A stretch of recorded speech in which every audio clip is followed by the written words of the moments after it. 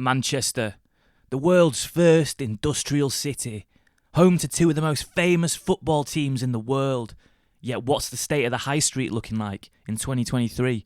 Come along today as I ask, does Manchester need saving? Welcome to Manchester and to another episode in the death of the high street. Now, in the last video, I was in London looking at the state of retail down there. I was in very central London, the main areas that you would assume in England are safe from the decline of retail. Yet I came across loads of boarded up shops and loads of retail units just to let. I was really shocked. I genuinely was really shocked at how much I came across. And so were you, the comments reflected that as well. So I'm again here in another big city. I'd say London and Manchester, they're probably the two most famous cities in England, aren't they? You go anywhere in the world and people know of Manchester. They know of it because it's famous from the football teams, David Beckham, everything. The bands that have come from here, so many famous bands, Oasis. But yeah, Manchester, what will I find today as I explore? I'm prepared to be shocked, but I just don't know. Also, Christmas markets, they're on at the moment. But yeah, let me know, Christmas markets. Do you like them or not? I was at one recently and it was quite the unpleasant experience.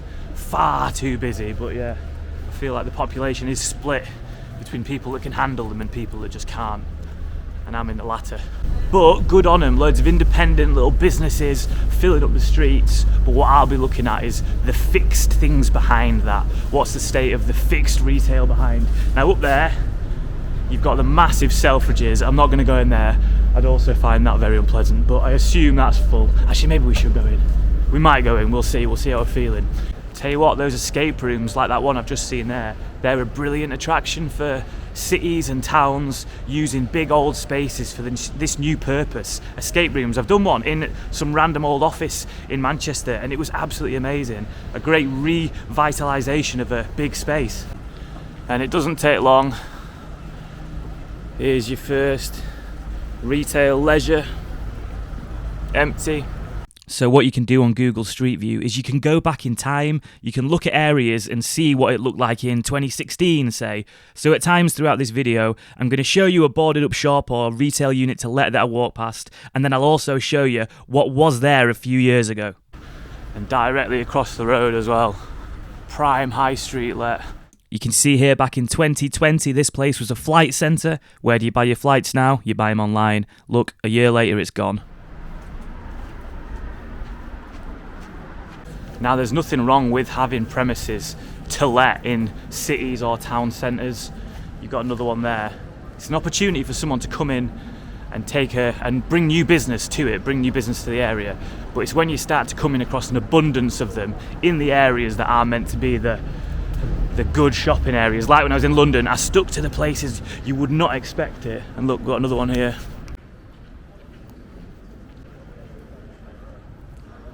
Yeah, my point being, in these hot spots of shopping, the very centre, there shouldn't be that many, that close together. There's an issue there, isn't there? And just to clear something up as well, so the last video I did, there was a focus on business rates.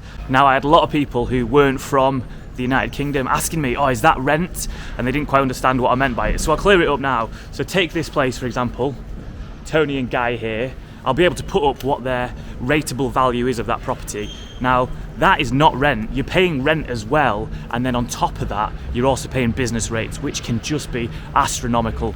And another one here. So you can see here, this place was a Bella Italia back in 2019. Skip forward a bit and it's gone. Yeah, so we've been walking for what, less than 10 minutes and already come across that many places that are to let or for rent. And as I said, that's not a bad thing that you've got places to let, but when there's an abundance of it all close together, what's this here? Sofa workshop, and there's a note in the door. What does it say? This store is closed, suffered trading losses, especially in the light of COVID-related supply chain disruption and transport costs importing goods from Asia. There we go, side of the times that, isn't it? It's no longer cheap to get stuff from other countries, everything alongside it, the transportation costs, the actual materials have just gone up now. That's completely changed in the past 5 years. So this place here is pretty mad because you can look back all the way to 2011, going forward 2014, nothing in 2015, 2018, literally boarded up since 2011, and look at it now. It's funny because once you start seeing retail units to let, you just see them everywhere. You could easily walk around this city and not think there is a problem, like with London as well. People are saying, oh my God, I live in central London. I can't believe I've missed that. Juxtaposition here between that ultra modern glass building and then that nice old, what is that? Oh, it's the library. I think that's the public library. Mega nice, that, isn't it? So that's one big empty one there, another one there. So pretty much that entire row there, just empty. Who knows, hopefully stuff's coming to it soon. Hopefully things are planned, that'd be good. Someone commented recently saying, why are you doing this series, The Death of the High Street? And I paused and I thought, essentially, it's nothing too deep. I'm not trying to make grand points or say I've got a solution to things, but I'm merely showing you a lot of different places and just saying, look, in 2023, this is how many empty units there were in Manchester, or Barrow, or Bolton, or London. And then hopefully, in years to come, we can look back and go, oh look, things changed or things didn't. That's it, it's as simple as that. It's just a nice little bit to be out there, because I've always wanted to look at what did, Wigan look like in the 1980s, and there's barely anything there. So yeah, just an in-depth show of a place, just saying, this is what it was like walking around in 2023. Major renovations of I think it's the town hall going on here. All the work they're doing, cleaning and restoring the windows, doing something on the roof, cleaning the stonework. So I've just finished reading The Road to Wigan Pier by George Orwell. But he talks about how he comes up to these northern towns and he sees they're spending so much money doing up the town hall or building something new like that, and just completely forgetting about the actual struggling areas around it. Same thing's going on today.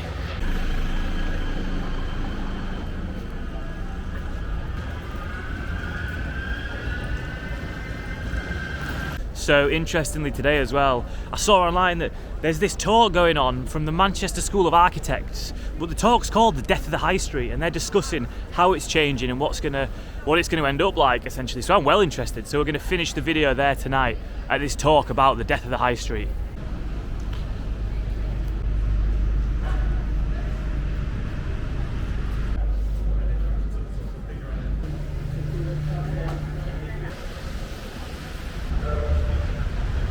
Yeah, Halifax, the old Halifax bank closing down. Why have we decided to do this?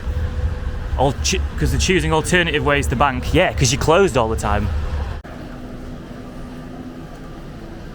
Right, here we go. We're on Market Street now. This is the real heart of shopping in Manchester. The real busy bits. You've got the Arndale Centre just there, the indoor shopping complex, which is already taking so much business from all them streets we've just been walking on already, because you can just go there. WH Smith's closed down. I'm not sure you can read that, but it says, "This store is now closed. Thank you for all your custom."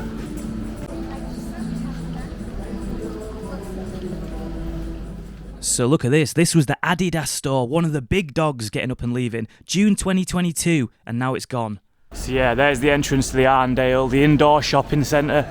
So as well as the Arndale Centre being just there, where you can do all your shopping, where you're not going to get wet in grey, rainy Manchester, which is what it's like 80% of the time. You can also go to the Trafford Centre, which is just outside, really. I think it's about 15-20 minutes on a tram. But that is a huge shopping complex where, A, the parking's free, so you can turn up there. You don't need to worry about transport into the city, like trains, or trying to find somewhere to park in the town centre where it's going to be expensive. Parking's free at the Trafford Centre. It's huge. You've got everything you need. You've got food courts. You've got a hotel above it if you want to stay there and do your shopping. I mean, that sounds awful, but some people might love that. And when it opened back in the 90s, I think it was, they knew it was going to be so successful but so detrimental to surrounding areas and their shopping high streets that the Trafford Centre paid the business rates of businesses in a certain proximity around it, just because they knew they were saying, look, we're going to take your trade, so we'll help you out for a bit. And that is what this high street, this city centre is competing with. Places like that, the Trafford Centre. I was going to go there and show you what the Trafford Centre's like, but I absolutely hate it. I was there recently for, I wasn't shopping, but I was there for an Alan Partridge book signing, which he did in character, which was fantastic. Bloody good guy, real down to earth fella, a lovely chap. But yeah, I didn't go there shopping, and I lost my car. It took me an hour to find it, but it was free parking. Yeah, so this giant building here, which is covered up, that's the old Debenhams, and they are turning that into something new. There's loads of stuff being planned there, which is good. I watched an ace video last night actually of an urban explorer. I'll put the link in the description, who, when it was closed down, went into there and wandered around. It was so eerie. The old floors and the escalators, all just completely empty. You can just see behind there half the Debenham sign. What it used to be, soon to be a huge new shopping complex. You just hope they can fill it. There's so much empty stuff already in Manchester. You just want to assume they'll be able to get people that actually can afford to put a shop in there.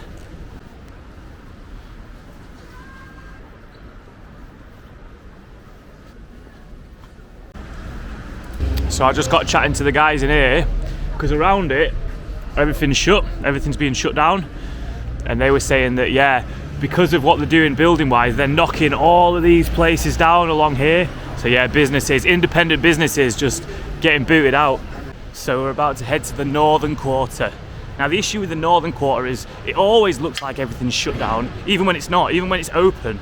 It looks like it's just closed, but that's the sort of aesthetic of the place.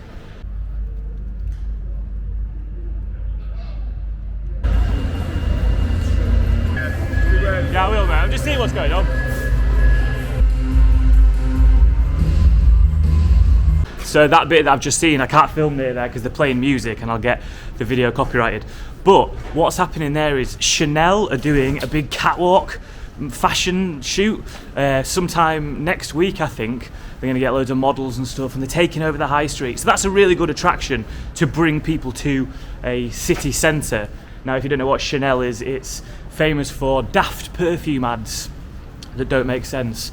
But the issue, and my issue to be honest, with stuff like that and fashion in general, I saw this the other day online.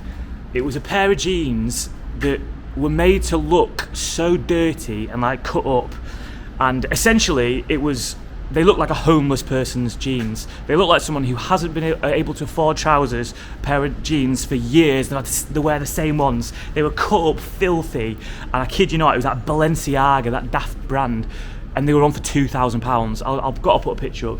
It were about £2,000 or something, and it's just disgusting, that, isn't it? Because what it is, it's the uber rich glamorizing and sort of making fashionable the look of someone who can't afford new clothes. Like, there's no justification for selling items that look like that, made to look like that, homeless style, essentially, for £2,000. Yeah, so that's why I don't like fashion, or that kind of fashion, because they do stupid shit like that. Yeah, you've got all this stuff in the northern quarter. Yeah, stuff like this. I don't know if it's shut down or if it opens up at 6 o'clock as a fancy bar.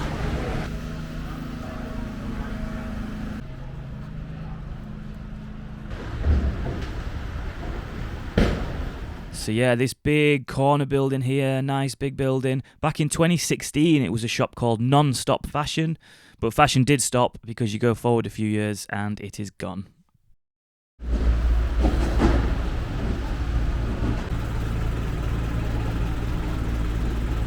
Yeah, so that over there is where I did that escape room, and they've taken off loads of floors on that massive building, repurposing it for some new thing, new exciting thing that brings you to a city. I absolutely love them things, it's great, and that is the way it has to move.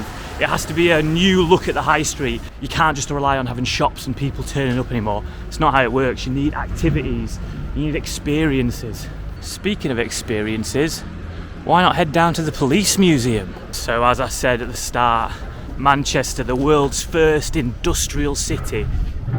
Now, England being the birthplace of the Industrial Revolution, where you had iron smelted with burning coal, and you had the first factory coming about, but it all came together here in Ancoats in Manchester with its brilliant use of canal networks, and they had fast flowing water nearby.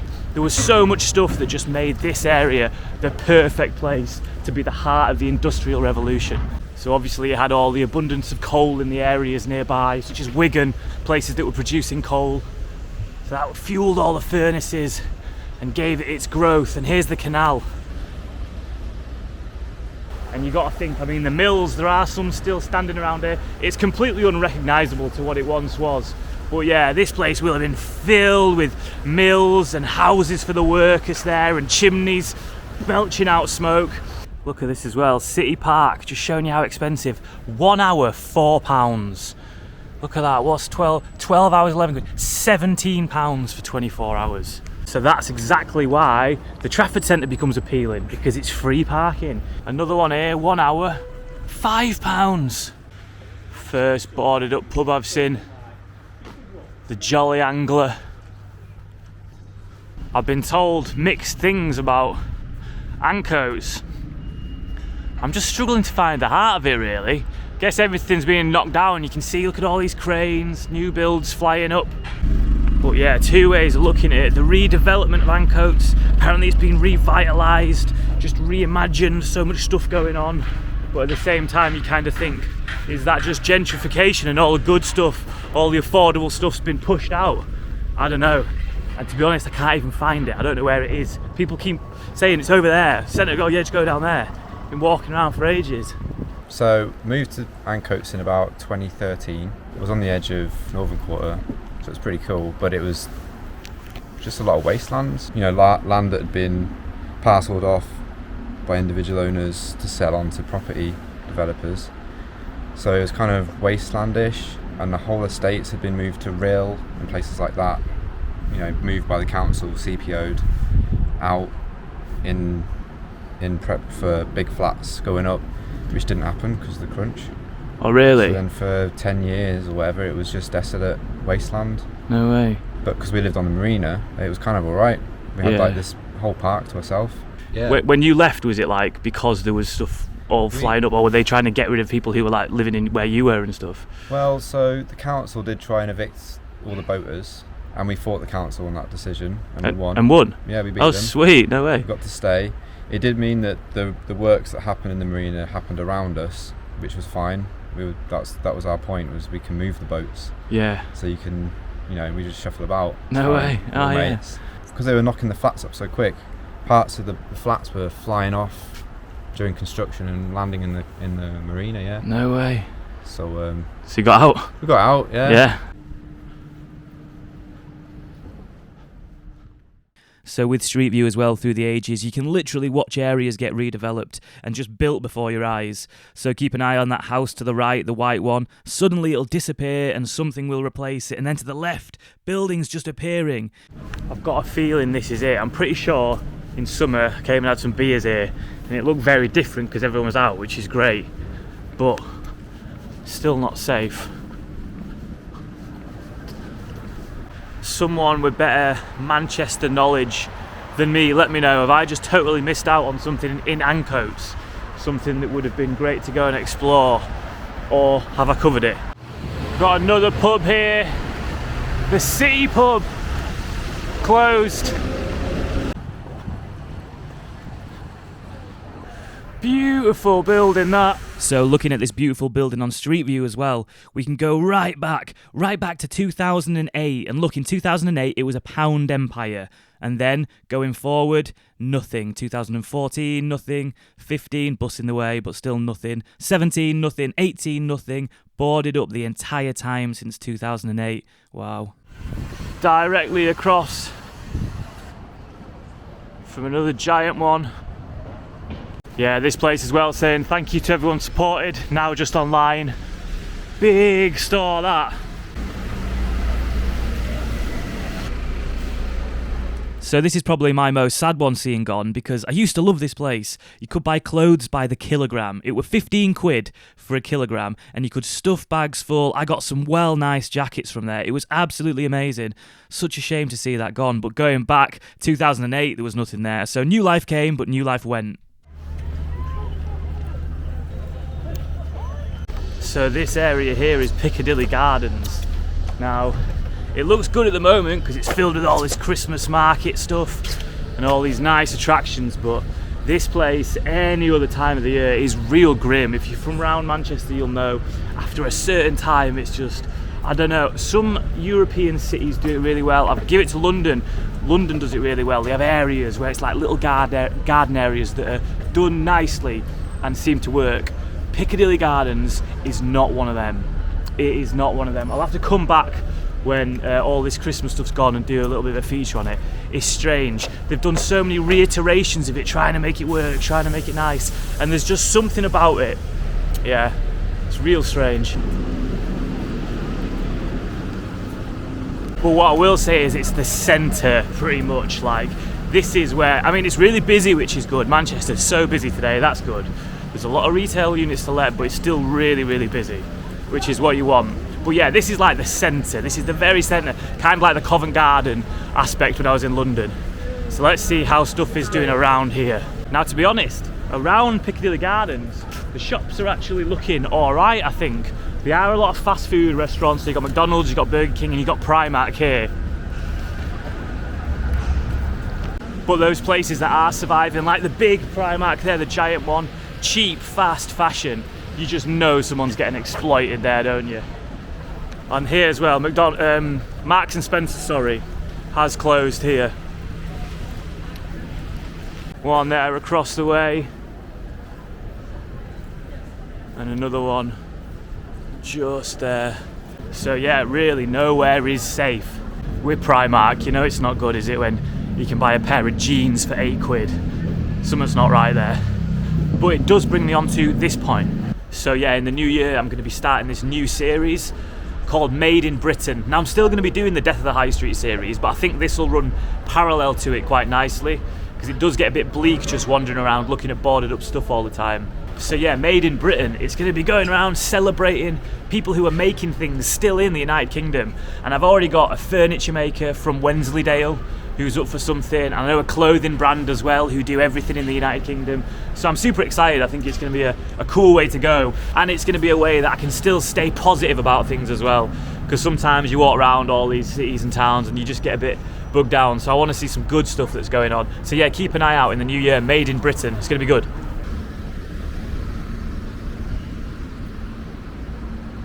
So much cool architecture down there.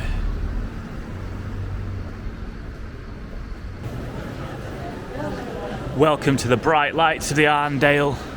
And look over there. Wilko, gone. All of them have gone. So busy. Pretty much everything open, bar that. What was it? Wilkinson's, Wilko's. Everything else open. Warhammer shop. A great example of something doing well. Interactive, you can go in there, you can mess around with stuff. We need to take the example from Warhammer. They're doing it right. Nice strip there though, where everything's open, that's good. Another ace building here. So this is the Royal Exchange Theatre. It's such a sick building, this. You got all this around it, the high roofs, and the theatre's actually there in the middle. And those big glass things on the roof there, when the IRA bombed Manchester in 1996, they actually lifted up, they shattered and lifted up. So just over there is Selfridges, and while I don't want to go in, it's not really my type of place. I feel like to give an authentic representation of Manchester's retail, we're going to do it, so brace yourself. Here we go, into the heart of darkness.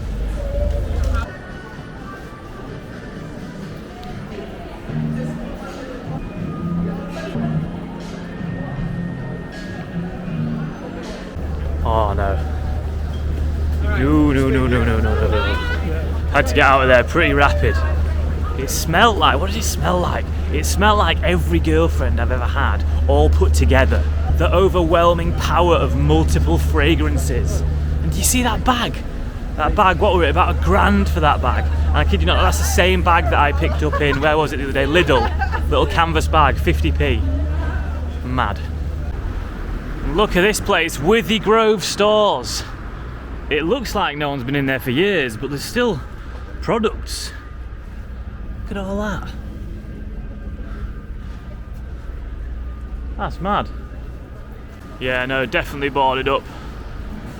Again, this is another one. You come on Street View and you can look at it. It's 2021, but going all the way back, this is 2017. Going further back, this is 2011, boarded up. All the way back, what's the furthest we can go? 2008, and it still looks like no one's been in there for ages then, back in 2008.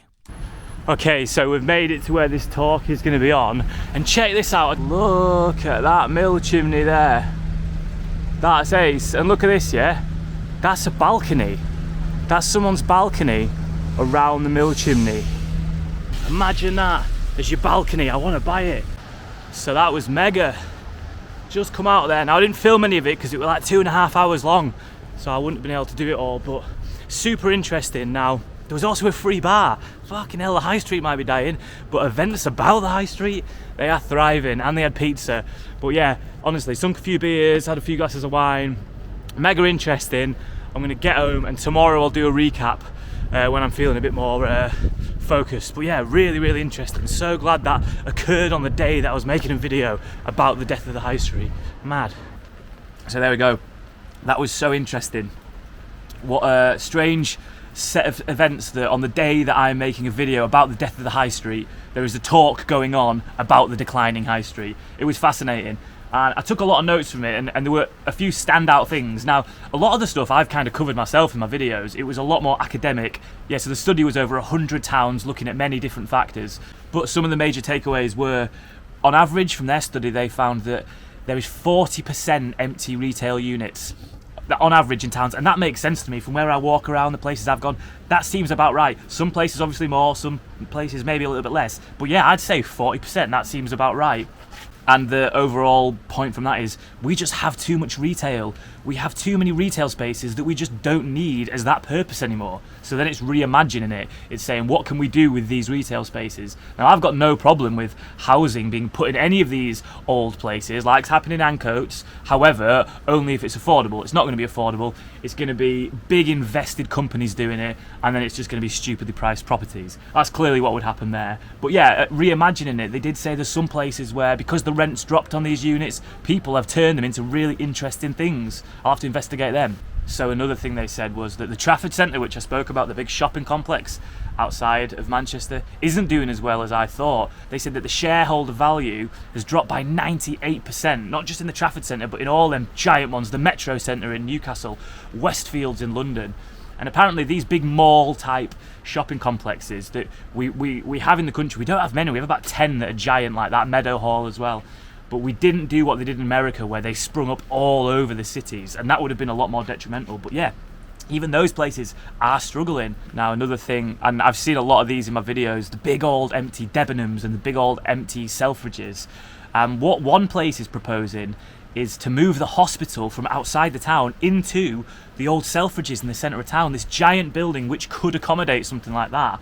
And you've got to imagine what could go into them big buildings like the Selfridges, Debenhams. It's got to be something like a hospital where it could be used, and then in the town you've got more people. You've got people who work there using stuff around it. So that's a reimagining.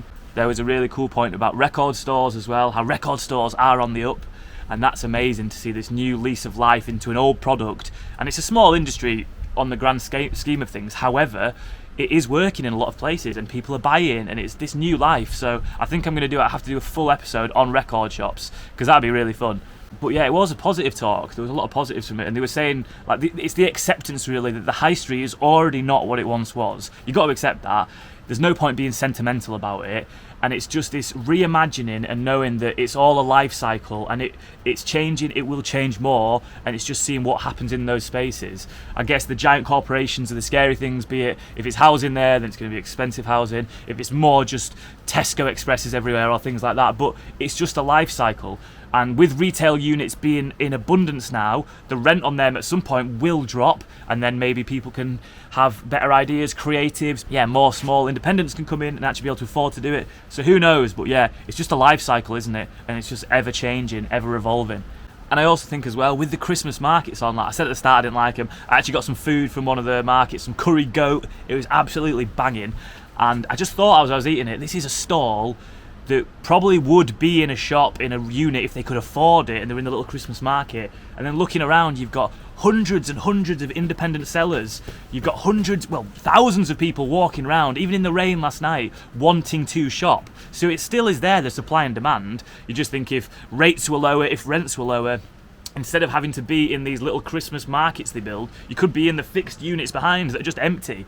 Yeah, that's crazy when you think of it like that. But overall, does Manchester need saving? Manchester's an amazing city. I absolutely love it. I was there recently, not on this trip, but I had an amazing time. And when I was walking around, I actually felt, this doesn't feel like anything's boarded up or there's loads of empty units. So it's only when you look for it that it's there. And it is a brilliant city. You've got some amazing universities. You've got great theatres, football teams. There is amazing life in that place, and there will still be amazing life in that place. You've just got to accept that 40% is probably going to be empty, and it's how you reimagine that. But I do absolutely love Manchester, and I want to come back and do another video focusing on the industrial history and going exploring all the old chimneys around Manchester, because it is great, and I'd love to look into that. So as I said earlier in the video about my new series, Made in Britain. So if you or someone you know make something, do get in touch, let me know. As I said, I've got a furniture maker, I've already got a clothing brand, but it could be absolutely anything from beer. Do you make beer? Do you make candles? Literally anything. I'd be interested to come and make a video about it. I think it'd be really good. Thank you as always for watching. Now, if you do want to support the channel, I've got Patreon set up, the link will be below. Massively appreciated. And I've also got a thing called Buy Me a Coffee.